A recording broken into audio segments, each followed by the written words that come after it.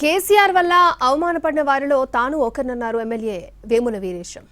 ఎన్నికల టైంలో మంచి పదవిస్తానని చెప్పి ఓడిపోయాక పార్టీ సభ్యత్వమూ ఇవ్వలేదన్నారు. అలాంటి వ్యక్తి విలువల గురించి మాట్లాడితే ఎలా అని ప్రశ్నించారు. జీవన్ రెడ్డిది 3 నెలల ముచ్చటేనని, ఆ తర్వాత ఎందుకు వచ్చానా అని బాధపడాల్సి వస్తుందన్నారు. ఫామ్ హౌస్ గేట్లు తెరుచుకోవు అన్నారు.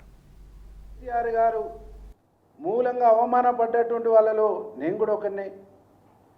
నన్ను కూడా నువ్వు నిన్న జీవన్ రెడ్డి గారిని ఏ విధంగానైతే చెప్పినావో ఎన్నికల్లో నాకాడికి కూడా వచ్చేసి మంచి పదవి ఇస్తా, పెద్ద పదవి ఇస్తా అని చెప్పినావు.